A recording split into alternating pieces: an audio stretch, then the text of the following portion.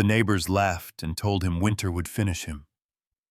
A retired veteran in a red and black flannel jacket chose to stay when everyone else prepared to flee. With firewood running low and temperatures plunging below zero, even he wasn't sure he'd survive.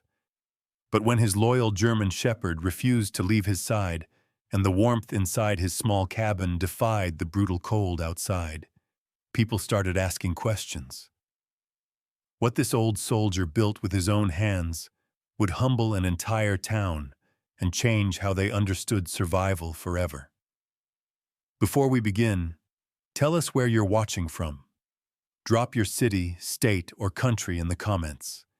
It's incredible to see how far these stories travel through the cold and beyond.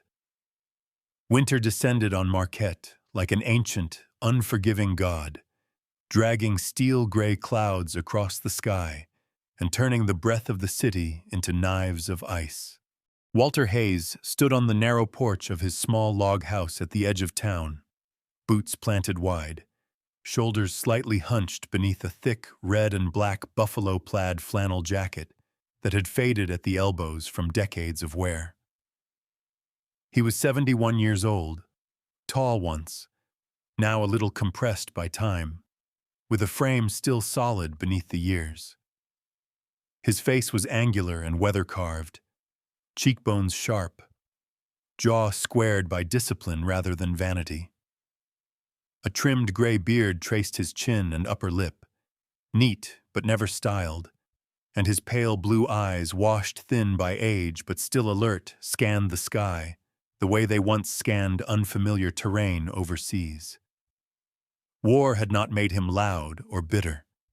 It had made him quiet, observant, and slow to trust comfort. Beside him sat Rex, a 6-year-old German shepherd with a thick sable coat dusted already with snow, amber eyes steady and intelligent. Rex was large even for his breed, chest broad, legs powerful, but he carried himself with restraint, as if aware that strength did not need to announce itself. His ears flicked at every sound, the distant howl of wind off Lake Superior, the creak of frozen trees, the faint echo of a truck somewhere deeper in town. He stayed close to Walter's left leg, not out of fear, but loyalty formed through years of shared routine. Rex had learned early that this man moved with purpose, even in silence. Marquette was used to winter, but that year the cold arrived early and stayed with a cruelty that unsettled even the old-timers. Snow didn't fall gently. It came sideways, driven by lake wind that found every weakness in walls, windows, and bones. The city streets hardened into white corridors of ice. Chimneys smoked day and night. Inside homes, people began counting firewood the way others counted money. Walter's house was nothing special. Built 30 years earlier by his own hands after he returned from service, it was a modest single-room log structure reinforced with stone at the base, practical and unadorned. It had kept him alive long enough, but he knew its flaws intimately. He had felt the cold slide through the cracks at night, had woken to frost blooming on the inside of the walls like pale flowers. He had burned wood faster every winter, and this year he knew he didn't have enough. Not with prices rising, not with supplies thinning, not with his pension stretched thin by groceries and medication he rarely complained about. Instead of panic, Walter responded with preparation. He began hauling home things others no longer wanted. Burlap sacks, rough fiber bundles, discarded packing material, coarse and dirty, stacked carefully along the side of his house. Each trip he made through town earned him looks, then whispers, then laughter. To most people, he looked like a man losing his grip, a veteran who had outlived usefulness and sense. Sarah Whitcomb was the first to say it aloud. She lived 2 houses down, a woman in her early 40s, tall and thin, with ash-blonde hair usually tied back in a practical knot. Her skin was pale from years of long winters and little sun, her face narrow with a habitual crease between her eyebrows that spoke of worry rather than cruelty. Sarah worked at the local clinic as a receptionist and had been widowed 5 years earlier when her husband's fishing boat failed to return from Lake Superior during a sudden storm. Since then, she had developed a habit of watching people closely, especially those who lived alone. One afternoon, bundled in a long gray coat, Sarah paused while shoveling her driveway and watched Walter unload another stack of sacks from his truck. "You planning to heat the house with garbage now?" she called, her voice half teasing, half concerned.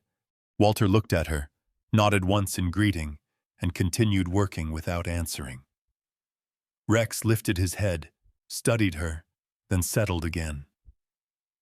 At the general store, the jokes spread faster. Tom Reynolds, a stocky man in his late 50s with a permanent red nose from cold and whiskey, laughed openly while loading firewood. Tom had built half the decks in Marquette and prided himself on doing things the right way. "Saw Hayes dragging junk home again," he told anyone who'd listen. "Man's gonna insulate his house with wishful thinking." The laughter that followed wasn't cruel, just dismissive, the sound of people reassuring themselves they were smarter. Walter heard none of it directly. He had learned long ago that words spoken behind your back carried no weight unless you picked them up yourself. What mattered was the math he ran quietly in his head each night, lying on his narrow bed while Rex slept at his feet. How many cords of wood he had left. How fast the temperature dropped when the fire died. How the wind changed direction after midnight. He remembered colder places than Michigan. Nights when survival depended on noticing small details others ignored. That memory didn't haunt him. It guided him. Inside his house, Walter began dismantling parts of the interior walls, working slowly, methodically, his hands steady despite their age. Rex followed him from corner to corner, sniffing curiously, occasionally wagging his tail when praised for staying out of the way. Walter talked to him more than he talked to people, not because he mistrusted humans, but because Rex listened without interrupting, without judgment. "Cold's coming hard this year," he muttered once, pressing material into a narrow gap. "We'll be ready." As days passed, the house changed subtly. The air inside felt quieter, less sharp. The wind no longer whistled through the walls like a living thing. Walter noticed it first in the mornings, when he woke without the familiar ache in his fingers. He said nothing to anyone. Outside, snow piled higher, and the laughter continued, lighter now, edged with curiosity. One evening, as dusk swallowed the city and the lake wind roared louder than before, Sarah passed by again and noticed the faint glow from Walter's window, steady and warm-looking despite the dropping temperature. She paused, hugged her coat tighter, and frowned. Something about the light unsettled her, not fear, but doubt. She wondered briefly if the old veteran knew something the rest of them didn't. Inside, Walter sat by the hearth.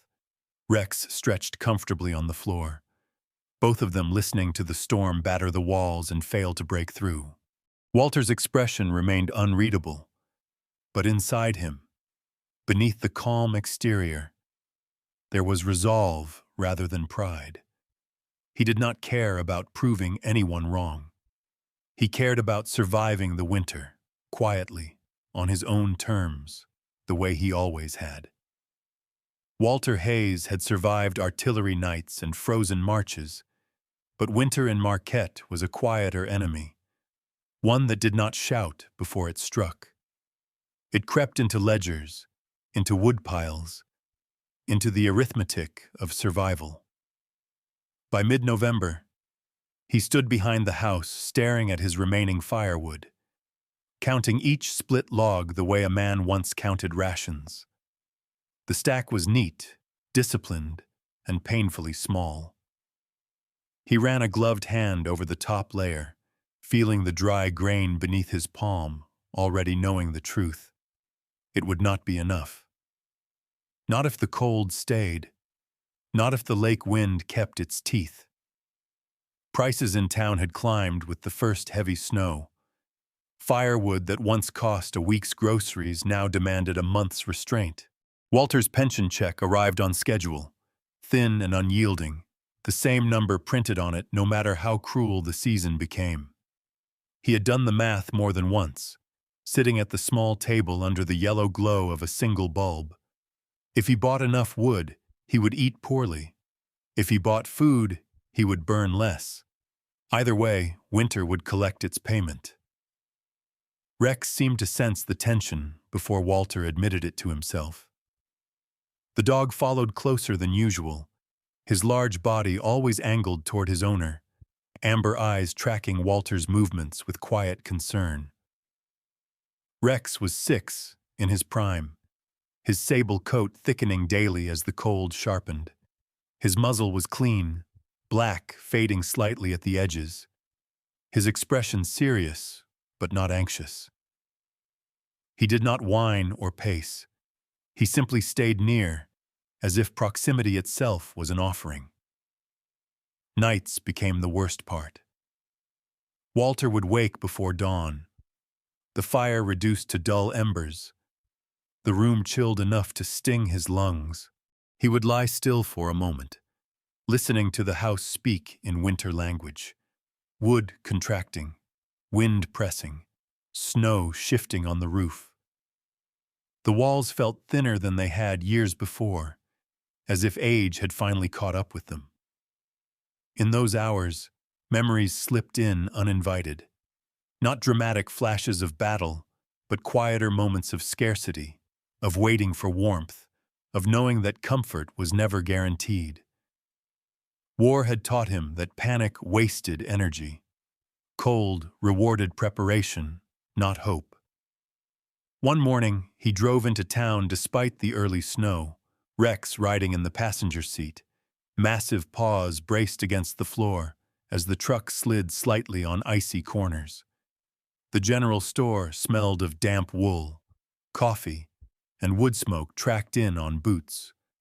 Walter moved slowly through the aisles, picking up flour, canned beans, rice. He paused at the counter where firewood orders were written on a chalkboard.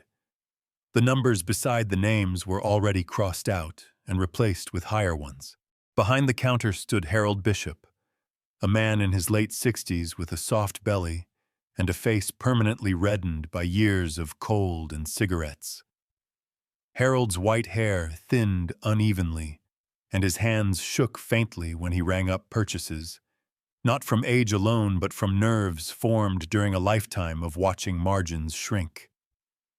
He had known Walter for years, not closely, but enough to nod in recognition.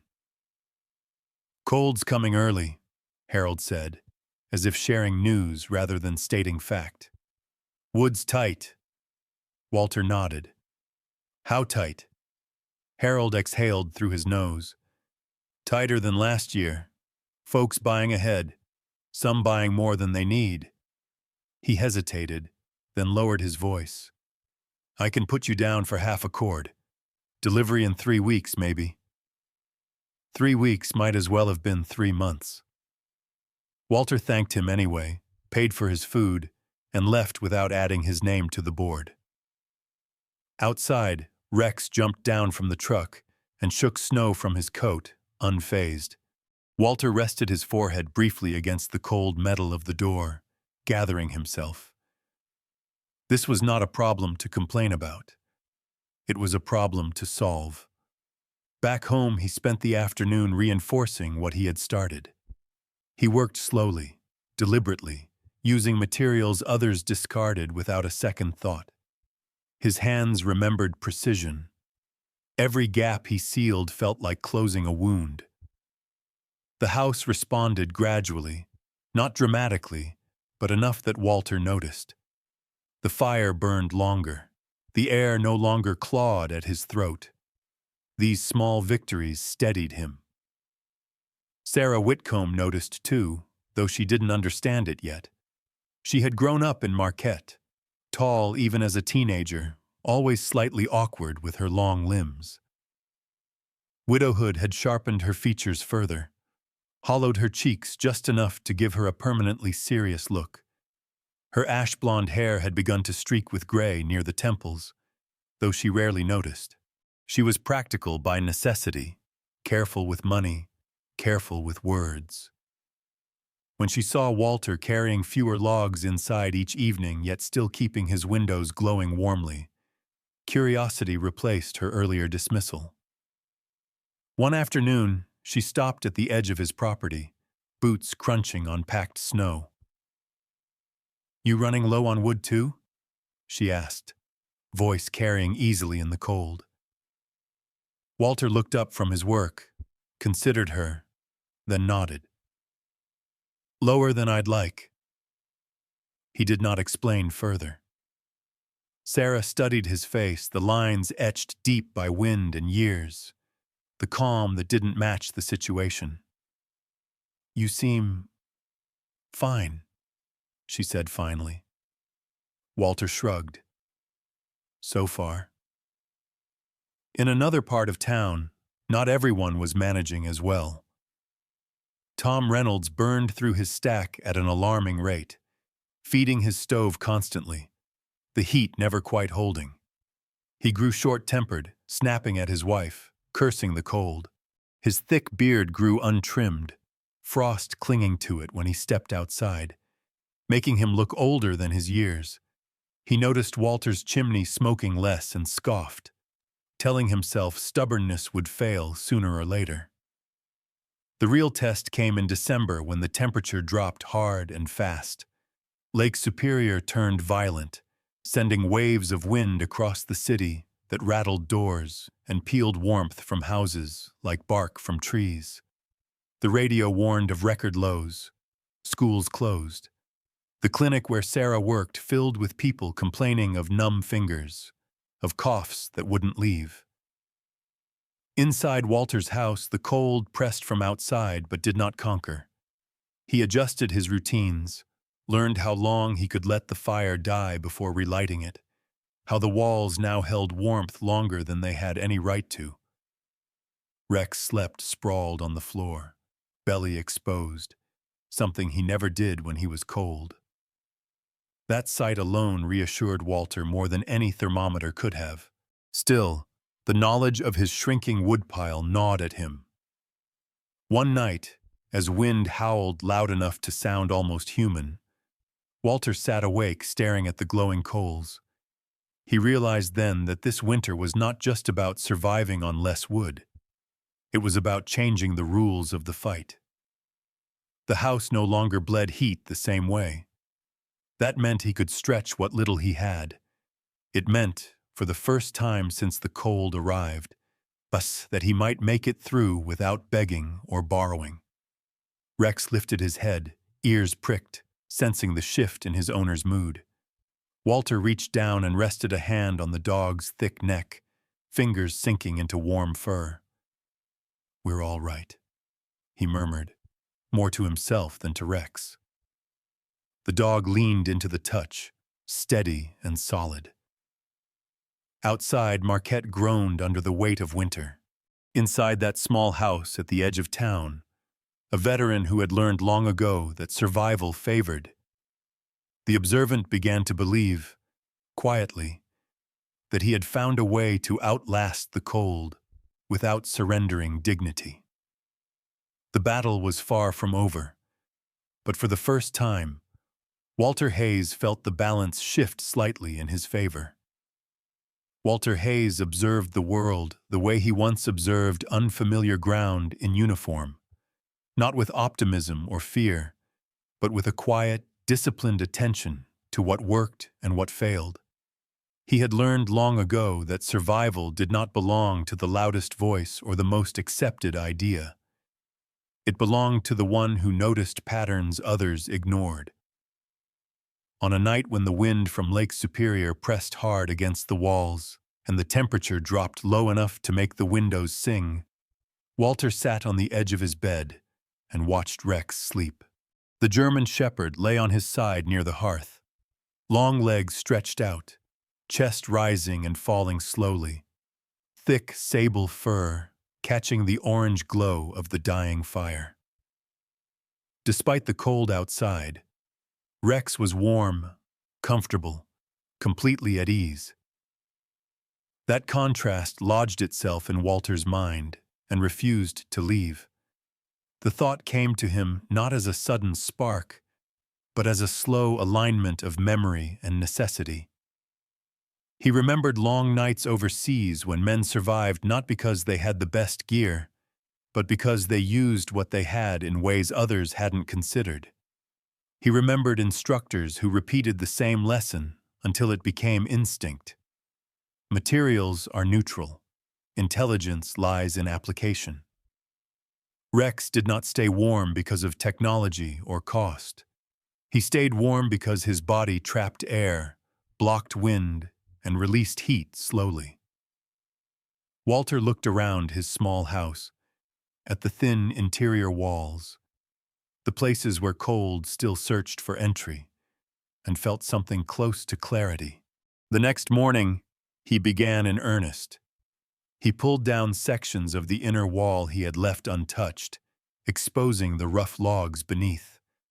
His movements were careful, almost respectful, as if he were taking apart something that had served him faithfully and deserved patience in return. Rex followed him from room to room, occasionally stopping to sniff at the new materials Walter stacked nearby. The dog's curiosity was calm, measured, never anxious. Walter took that as a good sign. By afternoon, the house looked strange even to him. Piles of coarse, fibrous material leaned against the walls. The interior space felt smaller, unfinished, like a project abandoned halfway. Yet there was purpose in every step Walter took. He pressed the material into gaps with his hands, packing it firmly, then building layers where cold had once flowed freely. He worked until his shoulders ached and his breath fogged the air, then rested only long enough to drink coffee gone lukewarm. It didn't take long for the town to notice. Sarah Whitcomb passed by again on her way home from the clinic, her tall, narrow frame wrapped in a dark wool coat that made her look even thinner. Her ash-blonde hair was tucked into a knit cap, wisps escaping around her ears, her pale skin flushed from cold. She stopped short when she saw the inside of Walter's house through the open door. "What on earth are you doing?" she asked, genuine confusion edging her voice. Walter looked up, wiped his hands on his jeans, and met her gaze evenly. "Fixing a problem," he said. Sarah frowned, studying the thickened walls, the unfamiliar materials. She opened her mouth as if to argue, then closed it. Something about Walter's calm unsettled her. It didn't match the chaos she expected. The rumors spread faster after that. At the general store, people laughed openly now, no longer bothering to lower their voices. Someone coined the name first, though no one remembered who. The Fur House, they called it. Another man refined it into the house wearing a coat. Tom Reynolds laughed the loudest. The stocky carpenter with the frost-bitten beard took a certain pleasure in dismissing the idea. He stood with his arms crossed, belly straining against his jacket, telling anyone who listened that Walter had finally lost his mind. "You build barns that way, not houses," Tom said. "Next thing you know, he'll be sleeping in the dog's bed." Tom's laughter was not malicious, but it was absolute. He had built his reputation on conventional wisdom, on doing things the way they had always been done. Admitting the possibility of another way felt, to him, like admitting weakness. Walter did not respond to the comments, not directly. He had learned during the war that arguments wasted energy better spent preparing. One afternoon, a new face appeared at the edge of Walter's property. His name was Martin Cole, a man in his early 30s who had moved to Marquette the previous spring. Martin was tall and broad-shouldered, with dark hair cut short and a neatly trimmed beard that gave his face a serious, thoughtful look. His skin was darker than most in town, weathered by years of outdoor work. He had been a civil engineer before leaving the city after a divorce that left him restless and searching for quieter ground. Unlike most of the town, Martin was not laughing. He was curious. "I heard you were doing something different," Martin said, hands shoved into his coat pockets, breath puffing white in the cold. Walter studied him for a moment, noting the lack of mockery in his voice. "Different doesn't mean wrong," Walter replied. Martin smiled faintly. "That's what I was hoping you'd say." He stepped closer, examining the work with a trained eye, asking questions about thickness, about airflow, about moisture. Walter answered simply, without jargon. The conversation stayed practical, grounded. Rex sat nearby, watching Martin with quiet interest, tail still. That night, as Walter sealed another section of wall, he reflected on the strange comfort he felt. He was not trying to prove anything, yet something inside him recognized that he was doing more than insulating a house. He was choosing not to accept the limits others imposed. That choice felt familiar, almost comforting. He had made similar ones before, in places far colder and more dangerous than this. As the days passed, the temperature outside continued to drop, but inside the house something shifted. The air felt heavier, steadier. The fire did not need constant feeding. Walter noticed he could sit longer without his jacket buttoned, could wake without the sharp ache in his joints that had become routine in winter. Rex slept deeper, belly rising and falling slowly, no longer curling tightly against the cold. Sarah noticed again. One evening, she stood across the street, watching smoke drift lazily from Walter's chimney while her own stove roared endlessly. She felt a flicker of unease, followed by something like hope, though she did not yet understand why. Tom Reynolds noticed too, though he dismissed it as coincidence. "Cold hasn't hit yet," he said loudly, more to reassure himself than anyone else. Walter knew better. He could feel the cold testing his work, probing for weaknesses, and finding fewer each day. He did not celebrate. He simply continued, methodical and patient, trusting observation over opinion.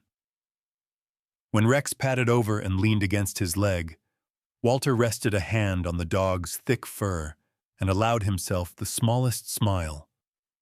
The idea they called mad was no longer just an idea. It was becoming reality, one quiet, deliberate layer at a time. January arrived without apology, crashing down on Marquette with temperatures so low the city seemed to hold its breath. Lake Superior turned violent and metallic, its wind slicing through streets and alleyways, prying at doors, punishing every weak seam in wood and stone. Thermometers sank past numbers people trusted and settled into territory spoken about only in stories. Cars refused to start. Pipes groaned. Families layered coats over sweaters inside their own living rooms, breath visible as they spoke. Children cried not from fear, but from the dull, persistent ache of cold that no blanket could chase away. Walter Hayes felt it too, but differently. He woke before dawn as he always did, the old soldier's habit still etched into muscle and bone. He sat up slowly, waiting for the familiar shock of cold air on his skin. It never came. The room was cool, yes, but not hostile. The air felt thick, contained, as if it had weight. The small fire in the hearth had burned down to a shallow bed of coals, glowing faintly red, yet the walls still held warmth like a quiet promise. Walter flexed his fingers. "'Tis tiasul." They moved easily. Rex lay stretched across the floor, fully extended, belly exposed in complete trust. His large chest rose and fell in a deep, steady rhythm, his sable fur catching faint light from the coals. Dogs did not lie that way when they were cold. Walter knew that instinctively. He stood, crossed the room, and rested a hand briefly on Rex's side. Warm. Solid. Alive. Something inside Walter eased, not into relief but into confirmation. The house was holding. Outside, the town was not. Sarah Whitcomb woke shivering despite the heater running all night. She sat at the edge of her bed, tall frame hunched forward, pale hands wrapped around a mug of coffee that cooled faster than she could drink it. Her ash-blonde hair hung loose around her shoulders, dull with static, her skin dry and flushed from constant exposure to cold air. At the clinic, patients complained of numbness and exhaustion.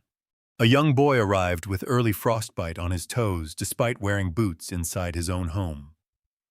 Sarah felt a quiet panic rise in her chest, the same helpless feeling she had known the night her husband's boat never returned. Tom Reynolds fared no better. His fire roared constantly, devouring wood faster than he could replace it. His house remained stubbornly cold, the heat bleeding away into walls built exactly as tradition demanded. He snapped at his wife, cursed the weather, cursed the prices, cursed anything that allowed him to avoid questioning his certainty. The thick beard on his face was rimmed with frost when he stepped outside, and the skin beneath his eyes had darkened from sleepless nights spent feeding the stove. 3 days into the deep freeze, the power flickered across Marquette. It didn't go out entirely, but it stuttered enough to terrify people already stretched thin. That was when the knocking started. It was Sarah first. She stood on Walter's porch just after sunset, shoulders tense beneath her coat, face drawn tight, with a mix of pride and desperation.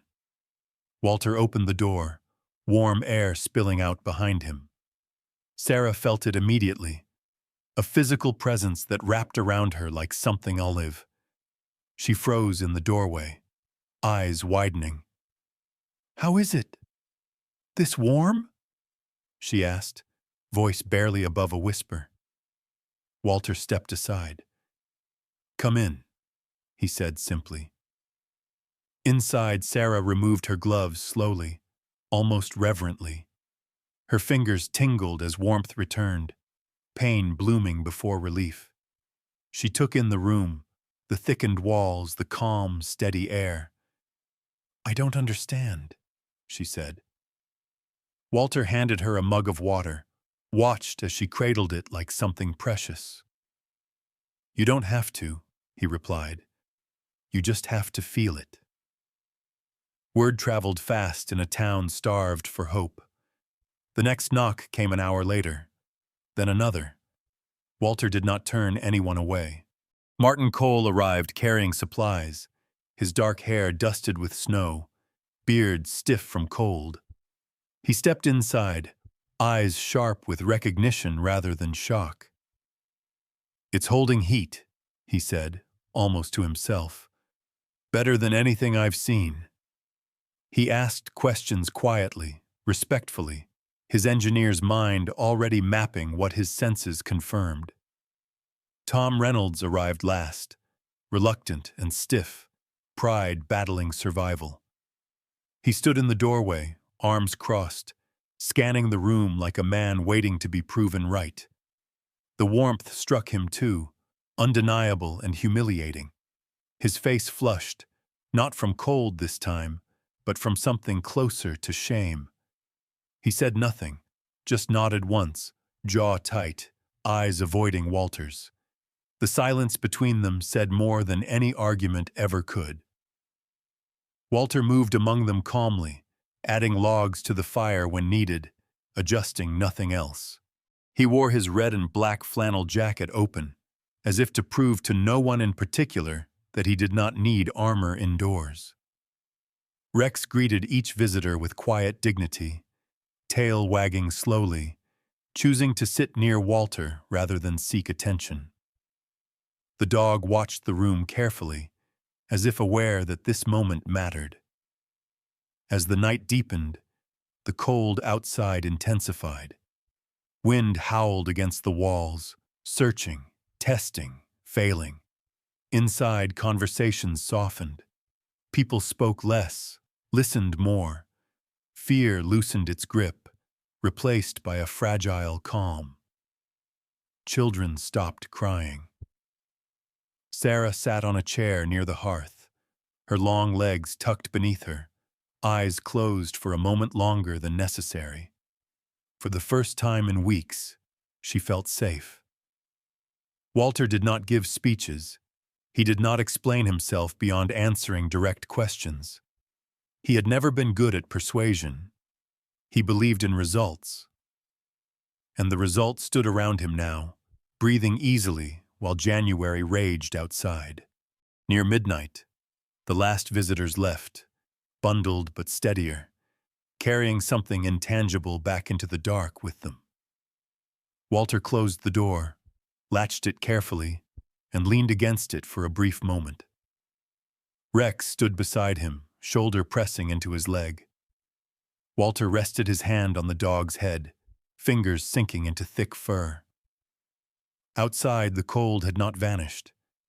It had simply been refused entry. Walter returned to his chair, picked up his book, and read as the fire settled into a quiet burn. The house held. The cold, relentless, and absolute had done its worst and failed. For the first time since winter began, the balance had shifted not just for Walter, but for the town that had laughed at him. The cold had demanded surrender, and quietly, without spectacle, it had been denied. Spring came to Marquette the way it always did, late, cautious, and unwilling to promise anything. Snow retreated in patches rather than surrendering all at once, leaving behind gray banks along roads and the soft, dangerous slush that swallowed boots without warning. Lake Superior loosened its grip reluctantly, ice groaning as it broke apart, and the air carried a damp chill that felt almost warm after months of brutality. People stepped outside more often, blinking in the pale sunlight, as if waking from a long confinement.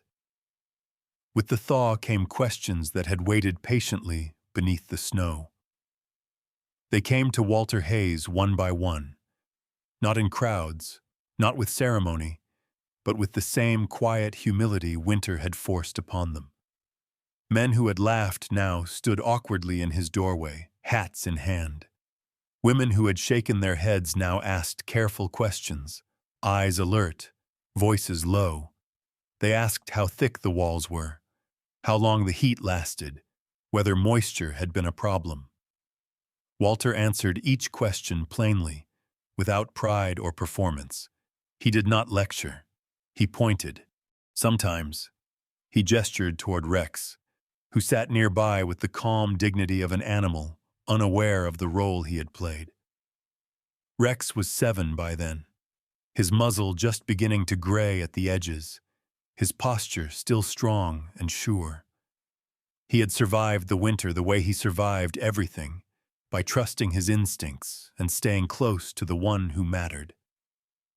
When Walter spoke, Rex listened, ears half-tilted, tail resting still against the floor. More than once, Walter shrugged at a technical question and said simply, "The dog doesn't know science. He just knows what keeps him alive." People nodded, surprised by how much sense that made. Sarah Whitcomb became one of the first to act. She spent her evenings after work measuring walls, taking notes, learning where drafts hid in plain sight. Tall and spare, her movements were efficient. Her ash-blonde hair tied back with the same practicality she brought to everything. Widowhood had taught her not to wait for rescue. She approached Walter with respect rather than embarrassment, asking if he would look over her work before winter returned. Walter agreed without hesitation. Helping was not charity to him. It was maintenance of community, as necessary as sealing a crack before cold found it. Martin Cole followed closely behind. With his engineer's eye and steady patience, he adapted Walter's methods to different houses, different shapes, different problems. He documented what he saw, not to publish or profit, but to remember. Martin had come to Marquette searching for quiet, after a life fractured by failure and loss. In helping others prepare, he found something like purpose. He credited Walter openly, always, but Walter waved it off. "Didn't invent anything," he said. "Just paid attention." Even Tom Reynolds changed, though it took him longer than most. He arrived one afternoon with his shoulders squared, beard trimmed shorter than usual, his posture less defensive. He did not apologize. He did not need to. He asked questions instead, gruff but sincere, his pride reshaped by necessity. Tom's hands, thick and scarred from decades of building the same way, learned new motions. When winter came again, his house held warmth better than it ever had. He never laughed about the fur house again. The method spread without announcement. No flyers, no meetings. It moved the way useful knowledge always did in hard places, from neighbor to neighbor, through kitchens and garages, across borrowed tools and shared coffee. By the next winter, several homes on Walter's Street held heat longer, burned less wood, and worried less. The town did not celebrate this change. They simply adapted, grateful and quieter for it. Walter returned to his routines. He rose early, walked Rex along the thawing edge of the woods, listened to birds testing their voices again. He read in the evenings, repaired what needed repairing, spoke little and observed much. Age slowed him, but did not soften him into fragility. His flannel jacket remained his armor against wind and habit, red and black squares worn thin at the cuffs. Rex aged alongside him, steps a little slower, naps a little longer, loyalty unchanged. Years passed the way they do when life is steady. Walter did not become a symbol. He did not want to. But his house became something quietly known. When new families moved to Marquette, someone would mention the veteran at the edge of town who figured out how to hold heat when winter refused mercy. They would knock on his door, uncertain, hopeful. Walter would let them in. When his health began to fail, it did so without drama. He moved more slowly. His hands stiffened in the mornings. Rex stayed closer, sensing the shift the way animals always did. On the last winter night, snow fell thick and heavy, muffling the world into silence. The fire burned low. Rex lay beside Walter's chair, head resting near his foot. The house held warmth the way it always had. They found Walter the next morning. He sat as if resting, features calm, flannel jacket still buttoned against the cold that had never quite reached him. Rex lay beside him, alert but quiet, guarding. The fire had burned down to ash hours earlier, yet the room remained warm enough that breath did not fog. Those who came later spoke of it in hushed voices, unsure whether they were describing a fact or a feeling. Walter Hayes was buried on a clear spring morning. Snow lingered in the shadows, but the ground had softened enough to receive him. Rex stood at the grave until the end, then followed Sarah home, where he lived out his remaining years with the same quiet steadiness he had learned at Walter's side. The house stood for decades after. When it was eventually taken down to make room for something newer, those who worked on it paused at what they found inside the walls, layers still intact, dry, compressed, doing what they had always done. No rot, no failure, just quiet persistence. The lesson Walter left behind was never written down. It didn't need to be. It lived in warmer rooms, lighter wood piles, and the understanding that knowledge earned through observation outlasts knowledge inherited through assumption. Winter would return, as it always did, and when it did, Marquette would be ready, not because of a hero, but because one man had refused to stop paying attention. In the end, this story was never really about winter, or insulation, or even survival. It was about a quiet kind of miracle, the kind that doesn't arrive with thunder or light, but with wisdom placed gently in front of us, waiting to be noticed. Some call it experience, some call it instinct, others call it common sense. But many believe it is God's guidance, woven into the ordinary things of life, reminding us that the answers we need are often already in our hands. Walter didn't pray for the cold to disappear. He prayed, in his own silent way, for the strength to endure it. And God didn't change the weather. Instead, He gave understanding through observation, patience, and the courage to trust what works. That is often how miracles arrive. Not by breaking the laws of nature, but by teaching us how to live wisely within them. In our daily lives, we face our own winters, financial worries, loneliness, fear, moments when resources feel scarce and hope feels thin. And just like Walter, we are often tempted to believe we need something new, something expensive, something dramatic to be saved. But sometimes, God's provision is already there, in our experience, in our relationships, in lessons passed down quietly by those who came before us. We just have to slow down enough to see it. If this story touched you, let it be a reminder to pay attention. Look at what has already carried you through hard seasons. There may be a quiet miracle there, waiting to be used again. If you believe in that kind of hope, share this story with someone who might be facing their own winter. Leave a comment below and tell us where you're watching from and what season of life you're in right now. And if you'd like to hear more stories about resilience, faith, and the quiet strength that God places in ordinary people, don't forget to subscribe to the channel.